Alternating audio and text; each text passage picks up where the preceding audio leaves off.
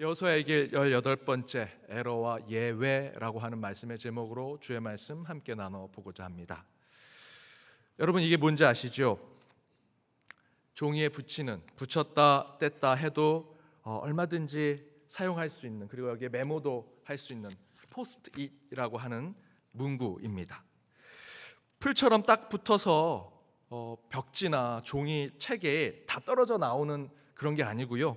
이 포스트잇은 떨어졌다가 자기만 다시 떨어져 나올 수 있는 아주 유용한 문구 중에 하나입니다. 그런데 여러분 이게 이 포스트잇을 개발한 사람이 실수 가운데 이 포스트잇을 만들었다라고 합니다. 포스트잇을 개발한 스펜서 퍼거슨 실버 3세는 사실 몇 년 전에 별세했는데, 그가 별세한 소식들이 세상에 알려지면서 이 포스트잇이 개발된 실수와 잘못이 더 많이 회자되곤 했습니다. 실제로 스펜서 이 실버는 화학을 전공한 자였고요. 미국의 3M 회사에 입사를 한 사람입니다. 그때 그가 가장 먼저 프로젝트로 가지게 됐던 그 일이 비행기에 붙이는 접착체를 만들라. 비행기가 하늘로 날아가는데 그 비행기에 붙이는 접착체, 얼마나 강력한 접착체여야 했겠습니까? 그래서 그 비행기에 사용하는 접착체를 만들기 위해서 연구하고 실험해서 그 접착체를 만들었는데, 그가 개발한 접착체가 잘못된 계산으로 접착력은 약하고 끈적이지도 않는, 비행기 제작에는 사용될 수 없는 접착체를 만들고 말았습니다. 불량품을 만든 거죠. 하지만 스펜서 실버는 그 물질이 왜 잘못 만들어졌는지, 실수가 왜 나왔는지 세미나를 열고 미팅을 열면서 확인하던 중에 테이프를 만드는 동료 기술자인 아트 프라이를 만나게 됩니다. 아트 프라이는요, 당시에 신실한 크리스찬이었습니다. 우리 부용 찬양대처럼 주일마다 찬양을 했던 찬양대원이었는데, 본인이 주일날은 찬양할 때 찬양하는 곳에 종이를 거기다 이렇게 꽂아놨습니다. 그런데 하루는 바로 이 스펜서 실버가 실수로 만든 이 접착체를 그 종이에 발라서 그 찬양 곡집에 붙였다 떼니까 그 종이, 그 책도 찢어지지 않고 그곳에 떴다 뗐다 아주 유용하게 쓸 수 있는 것을 보고, 그 특징을 유심히 살펴본 아트 프라이는 그것을 테이프 마케팅부에 가져가서 상품화 시키기 시작합니다. 처음에는 좀 고전하다가 1980년대부터 엄청난 수익을 내는 제품이 되었습니다. 이후 스펜서 실버와 아트 프라이는 3M 회사를 세계적인 기업으로 만드는데 아주 중요한 기여를 하게 됩니다. 포스트잇에 관련된 특허만 30개가 넘고요. 이후에 이 두 사람은 미국 국립 발명가 명예전당에 헌액되기도 했습니다. 실제 이 스펜서 실버는 한국의 제작을 위해 강력한 접착체를 만드는 연구를 했는데, 그 연구 결과는 종이에 붙였다 떨어질 정도의 접착력을 가진 잘못된 불량품을 만들게 되죠.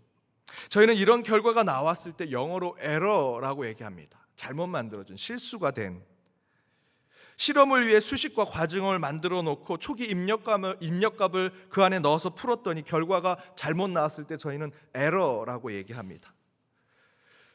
중간에 수식이나 알고리즘, 컴퓨터의 소스 코드가 오타가 나거나 문법에 문제가 생기고 변수에 불일치가 생길 때 나오는 것을 오류, 에러라고 하지요.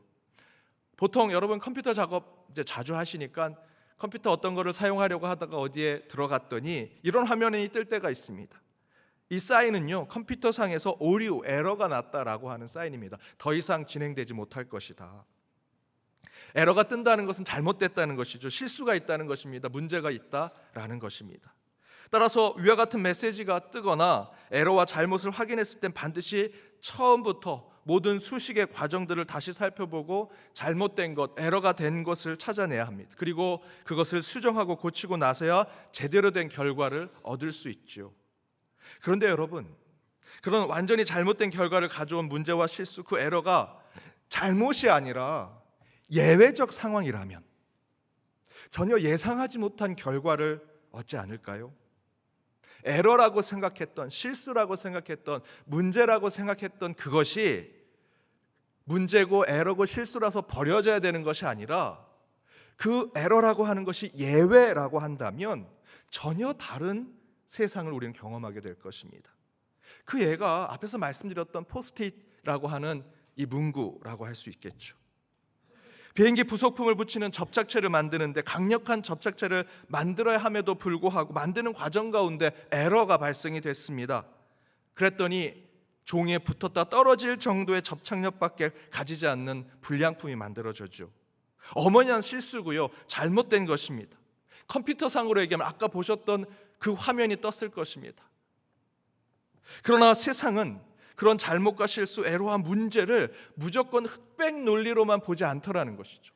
에러가 생기고 실수가 있으면 무조건 버려지고 잘못된 거야, 더 이상 사용하지 않을 거야 라는 것이 아니라 그 에러를 어느 것은 예외로 생각하고 또 다른 길을 찾아볼 때가 있더라. 세상은요, 하나님이 운행하시는 곳이다 라고 하는 것에 믿음을 갖고 있다면 여전히 이 땅에는요, 은혜와 구원이 있는 곳입니다. 에러, 실수, 문제, 잘못된 것이라고 무조건 버려지는 것이 아니라 그것을 하나님의 눈으로는 예외적 상황으로도 보신다라는 것이죠. 여러분, 이 땅은요, 사단이 지배한 것이 아닙니다. 그래서 실수하고 잘못된 것이라면 무조건 버려지는 것이 아니라 은혜의 하나님께서 또 다른 기회와 또 다른 찬스를 주시는 곳, 여전히 이 땅은 하나님의 은혜의 강물이 흘러넘칠 기회를 가지고 있는 곳이라는 것이죠. 그래서 하나님은 이 땅에서 실패한 것들, 잘못된 것들, 버려져야 할 것들을 그대로 내치지 않으십니다. 실패한 곳에서 성공할 가능성을 다시 찾아보시려고 하시고요, 잘못된 사람들에게서 다시 회개하고 되돌아올 수 있는 기회를 주시는 곳이 이 땅입니다. 그리고 에러가 발생이 돼서 버려져야 할 존재에 대해서도 하나님은 다시 소생할 능력을 주시더라. 그 일을 위해서 하나님이 이 땅에 130년 전 연동교회를 세우신 것이고요, 그곳에 여러분이 출석하여 그리스도인으로 살아가시는 것이고, 그 안에 저와 여러분에겐 바로 이 말씀을 주신 것입니다. 특별히 그것을 오늘 본문 라합의 구원의 역사를 통해서 우리는 새롭게 깨닫게 될 것입니다. 오늘 말씀을 한번 잘 생각해 보십시오. 지난주일 말씀까지 하나님은 이스라엘 백성들로 하여금 세상과 인간의 방법이 아니라 여호와 하나님을 향한 순종과 믿음을 통해 하나님의 약속의 땅에 가게 하신 것을 저희들이 확인했습니다. 그러나 그 약속의 땅의 첫 번째 관문인 여리고성 앞에 섰습니다. 그때 하나님은 그 성을 얻게 하기 위해서 칼과 창을 들게 하지 않으셨습니다. 대신에 성을 돌게 하셨고요, 마지막 날 온 사람들이 함께 모여 찬양과 노래를 외치게 하셨습니다. 그러자 성이 무너졌습니다. 그런데 그 이후, 그리고 곧바로 하나님이 무엇을 명령하십니까? 오늘 본문 바로 앞절이죠. 21절에 이렇게 기록되어 있습니다. 그 성 안에 있는 모든 것을 온전히 바치되 남녀노소와 소와 양과 나귀를 칼라로 멸하니라. 이 구절을 두고 많은 세상의 사람들은요, 하나님이 너무 잔인하다, 하나님은 악한 신이 아니냐라고 말하기도 합니다. 왜 그렇습니까? 어떻게 사랑의 하나님이라는 분이 신약의 말씀에 보면 원수까지도 사랑하라고 하셨는데 어떻게 그 사랑의 하나님이 어떻게 이렇게 남녀노소 그 안에 있는 짐승까지 다 죽이라고 하는가? 어떻게 그 사랑이 난 하나님이라는 분이 아무리 이스라엘 백성과 싸우는 적대국이라고 할지라도 어떻게 그들을 야만적으로 여리고성에 있는 모든 사람을 멸절하라라고 명령하실까? 의구심을 갖는 것이죠. 어떻게 보면 사람들은 21절의 말씀을 들고 하나님이 문제가 있는 것이 아닌가, 사랑의 하나님이 잘못된 명령을 하신 것이 아닌가, 하나님은 스스로 에러가 생긴 것이 아니냐, 실수하신 거 아니냐라고 생각할 수 있습니다. 그러나 여러분, 하나님은 실수가 없는 분이시죠. 완전하신 분이십니다. 우리의 문제에 오히려 해답이 되시는 분이시죠. 그래도 혹시 하나님의 실수가 아닐까? 하나님이 불완전하시게 명령하신 것이 아닐까라는 의심 안에 실제로 저와 여러분이 느껴야 되는 것은요, 하나님의 기쁘신 뜻과 섭리가 우리가 깨닫지 못하는 곳에 있다라는 것입니다. 그리고 그 안에 하나님의 구원과 회복이 예외처럼 나타나더라는 것이죠. 사실 우리가 생각하는 하나님의 실수, 하나님의 문제는요, 죄인된 우리가 생각이 짧고 부족하기 때문에 느끼는 것입니다. 실제 하나님이 행하시고 이루시는 것은요, 어느 것 하나 잘못되고 실수가 있는 것은 없습니다. 단지 우리 인간이 그 크신 하나님의 뜻을 헤아리지 못할 뿐이지요. 그래서 욥은 이렇게 얘기합니다. 욥기 42장 2절 말씀입니다. 우리 함께 읽어보겠습니다. 주님께서는 못하시는 일이 없으시다는 것을 이제 저는 알았습니다. 주님의 계획은 어김없이 이루어진다는 것도 저는 깨달았습니다. 바울도 이렇게 얘기합니다. 로마서 3장 4절입니다. 함께 읽겠습니다. 사람은 다 거짓되되 오직 하나님은 참되시다 할지어다. 기록된 바 주께서 주의 말씀에 의롭다 함을 얻으시고 판단 받으실 때에 이기려 하심이라 함과 같으니라. 이처럼 하나님은 완전하신 분, 신실하신 분, 실수가 없으신 분. God has no error. 하나님은 실수가 없는 분. 그러나 하나님은 오늘 21절 말씀처럼 문제가 있는 것처럼 보입니다. 사랑의 하나님, 모든 것을 구원하시고자 했던 그 사랑의 하나님이 어떻게 그런 명령을 내리실 수 있을까? 그것을 느끼게 되는 이유는요, 다른 게 아니라는 것입니다. 하나님 스스로 뭔가 문제가 있고 실수가 있는 것처럼 보이는 것은요, 오로지 저와 여러분, 하나님이 사랑하는 백성들을 구원하기 위해서 그 가운데 예외를 보여주시기 위함이다라는 것입니다. 그렇다면 하나님이 뭔가 문제가 있지 않아? 하나님도 실수가 있는 분 아닌가라고 하는 오해를 받으면서 하나님이 하자가 있는 하나님이라는 불명예를 받으면서까지 우리를 구원하시고 사랑을 베푸시고자 하는 하나님의 뜻이 도대체 무엇일까? 그것을 이해하기 위해서는요, 저와 여러분 오늘의 말씀 이전에 18번 여호수아 강의 말씀 나눈 것을 여러분 기억해 보셔야 합니다. 여러분, 하나님은 지금까지 읽었던 여호수아 6장까지의 말씀을 통해서 점령 전쟁을 앞둔 이스라엘 백성들 앞에 단 한 번도 전쟁을 준비하게 하지 않으셨습니다. 어떤 칼과 창을 준비하지 않게 하셨고요, 전쟁의 전술과 전략도 짜서 전쟁을 이렇게 치르라 말씀한 적이 없으십니다. 강하고 담대하라, 좌로나 우로나 치우치지 말라, 무기가 아니라 양식을 준비해라 라고 말씀하셨고요, 요단강을 건널 때는요, 다리를 세우고 군함을 만들어서 전투 병사들을 먼저 보내는 그런 명령을 하시지 않았고요, 여러분 아시는 대로 제사장들을 가장 앞에 세웠습니다. 그리고 그들 어깨에는요, 포와 창이 아니라 언약궤를 메고 아직 물이 여전히 흘러가는데 그 물 속에 들어가라고 명령하셨습니다. 거기까지는 이해가 됩니다. 이제 요단강을 건너서 가나안 땅 사람 앞에 섰습니다. 이제 곧 전쟁이 치러질지 모르는 급박한 상황 가운데 하나님은 모든 백성들이 거룩한 자임을 증명하기 위해서 할례를 하라고 명령하셨습니다. 할례를 하면요, 며칠 동안 전투력이 떨어집니다. 그럼에도 불구하고 그들에게 할례를 명령하셨습니다. 그리고 이제 여리고성 앞에 섰습니다. 이제야말로 진짜 전쟁을 준비하게 해주시겠지라고 생각하는데 어떻게 하셨습니까? 전쟁을 위해 군량비를 준비해야 되는데 오히려 그동안 40년 동안 그들을 배부르게 먹이게 했던 만나를 그치게 하시면서 하나님 말씀하시지요. 이제 너의 손에 흙을 묻히고 온몸에 땀을 흘리면서 그 가나안 땅의 소출을 먹고 살아가게 될 것이다. 전쟁에 대한 얘기는 한마디도 하지 않으십니다. 그리고 그 성 앞에 서서 창을 던지고 돌을 던지는 것이 아니라 성을 돌게 하시고 마지막 날 크게 외치고 찬양하게 하시고 노래하게 하십니다. 하나님은 단 한 번도 전쟁을 준비하게 하지 않으셨습니다. 하나님은 끊임없이 전쟁은 내게 속한 것이다, 하나님께 속한 것이다 라는 믿음을 계속해서 그 백성들에게 주셨고요, 그들을 출애굽해서 약속의 땅까지 오직 하나님만을 붙잡고 의지하게 만드셨습니다. 그렇게 일관되게 이스라엘 백성들을 이끌어 오신 하나님께서 여리고성이 무너진 후에 전쟁을 치른 승전 국가들이 루틴처럼 하는 것 뭔지 아시죠? 그 성을 쳐서 이겨냈습니다. 그러면 그 성 안에 있는 모든 적군들을 다 죽이는 인종 청소, 인종 말살, 대량 학살을 하나님도 똑같이 명령하신 것처럼 성경에 기록되어 있습니다. 그런데 여러분 생각해 보십시오. 이스라엘 백성들은요, 칼과 창 제대로 한번 준비해 본 적 없습니다. 그들은 군사훈련도 받은 적이 없습니다. 특별히 전투부대를 앞장 세우지도 않았고요, 그들은 바로 직전까지, 여러분 성경을 뒤져보십시오. 여호수아서 1장부터 6장까지 오늘 읽은 말씀까지 단 한 명도 그들은 칼과 창으로 죽인 기록이 나와 있지 않습니다.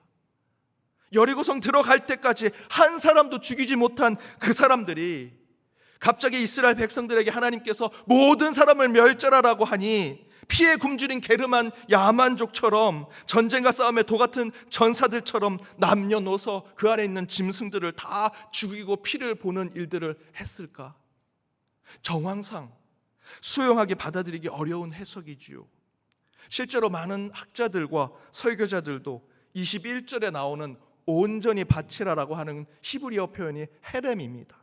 이 헤렘에 대한 해석과 풀이를요, 인종 말살, 인종 청소라고 보지 않습니다. 대신에 21절에 나오는 여리고성의 모든 사람과 짐승까지 멸절하라는 하나님의 명령은 실제로 사랑의 하나님이 잘못된 명령과 율법을 내린 것이 아니라 그 명령과 율법 속에 하나님의 거룩한 예외적인 상황을 우리에게 깨닫게 해주시는 말씀이라는 것이죠. 바로 그 예외적인 상황이 오늘 본문에 나오는 라합의 구원 이야기입니다. 여러분, 21절 말씀대로 하나님은 이스라엘 백성들로 하여금 무너진 여리고성에 들어가 모든 사람들과 모든 짐승, 모든 전리품을 없애라고 명령하시죠. 그러나 하나님께서 모든 것을 없애라, 모든 것을 멸하라 명령이 끝나자마자 22절 이하의 말씀에서 무엇을 보여주십니까? 본인이 명령한 것을 어기시지요. 22절에 이렇게 기록되어 있습니다. 여호수아가 그 땅을 점령한 두 사람에게 이르되 그 기생의 집에 들어가서 너희가 그 여인에게 맹세한 대로 그와 그에게 속한 모든 것을 이끌어내라 하매, 그 이후에 라합과 그의 가족을 구원하는 얘기를 보여주십니다. 하나님은 여리고성에 있는 모든 것을 멸하라 하셨는데 라합과 그의 가족을 살리십니다. 그들을 살려주는 것은 하나님 스스로 오류를 범하는 것입니다. 하나님 스스로 에러가 났다라는 것을 보여주시는 겁니다. 하나님이 명령해놓고 하나님이 어기시는 거죠. 그런데 도대체 왜 하나님이 스스로 실수와 오류가 있는 것처럼 우리에게 보여주시는 걸까? 하나님의 권위, 여호와의 위엄에 흠이 되고 문제가 될 텐데 왜 하나님은 이런 말씀을 우리에게 기록해서 읽게 하고 계시는 걸까? 그 이유는 다른 것이 아닙니다. 하나님은 라합과 그 가족을 구원하기를 간절히 원하셨습니다. 우리는 생각하죠. 왜 하나님이 하나님의 권위를 깎아 먹으면서까지 라합을 구원해 주시려고 하는가? 라합이 뭐가 대단하다고 기생과 창녀에 불과한데 그런 사람을 위해 하나님의 권위, 하나님의 위엄의 위신까지 떨어지면서 왜 그렇게 예외적으로 구원을 하시려고 하시는 걸까? 그런데 여러분, 이 말씀을 여러분이 이해하기 위해서는요, 제3자의 입장에 서서는 안 됩니다. 역사적인 입장에서, 전투적인 그 전문가적인 입장에서, 신학적인 입장에서 지금 하나님이 지금 이런 실수를 하고 계시는구나, 이런 전투적인 상황에선 성경에선 이렇게 전술을 펴는구나 라는 제3자의 입장이 아니고요, 이 말씀을 나의 것, 여러분의 것으로 체화시켜서 가슴으로 받아들일 때 이 말씀을 이해가 될 수 있습니다. 그 방법은 다른 것이 아닙니다. 지금 오늘 말씀에 나오는 라합의 여러분의 마음을 투영하셔야 합니다. 이 말씀에 나는 라합이다. 여러분, 라합이 누굽니까? 기생과 창녀로 세상의 질타를 받고 아무리 선을 행해도 기생이 무슨 착한 일을 해, 기생이 무슨 선한 일을 해 라고 하는 진정성을 인정받지 못하는 사람. 그런데 그 라합의 모습이 저와 여러분의 모습이라는 것이지요. 바로 그런 저희를 위해 하나님은요, 이 땅에 아무런 죄가 없으신 예수 그리스도를 보내주셨습니다. 그 예수님이 나를 위해 병을 고쳐주시기도 하셨고요, 문제를 해결해 주시기도 하셨지요. 아무도 나를 사랑하지 않는 그 순간에도 하나님은 나의 이름을 불러주시고 나를 인정해 주셨습니다. 그런데 사람들이 예수님이 스스로 왕이 되려고 하고 율법도 어겼다 말합니다.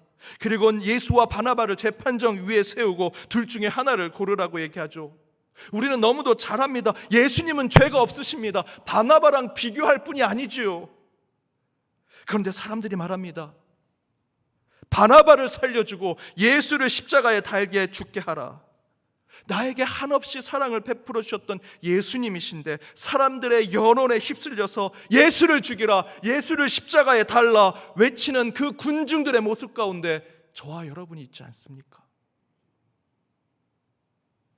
예수님은 하나님이 만드신 율법에 따라 십자가에 달려 죽으셨습니다. 죄가 없으십니다. 흠이 없으시고요, 무결하신 예수님이 죄를 진 자는 모두 죽어야 한다라고 하는 하나님이 만드신 율법 가운데 죽으셨습니다. 하지만 예수님은 죽을 이유가 전혀 없으신 분이십니다. 그 가운데 저와 여러분이 무슨 역할을 했습니까? 예수를 죽이라, 예수를 죽이라 하는 세상 사람들에 함께 묻혀서 저와 여러분도 진정성을 인정받지 못하는 나합과 똑같은 삶을 살았던 자들 아닙니까? 그런데 여기서 죄가 없으신 예수께서 죽게 되는 것은요, 엄청난 오류와 문제가 있는 것임을 저와 여러분이 깨닫게 되지요. 이처럼 예수가 십자가에 달린 사건은 그야말로 이 땅의 모든 역사 속에 가장 잘못된 스캔들이요, 가장 큰 에러와 같은 역사적 사건이라고 할 수 있습니다.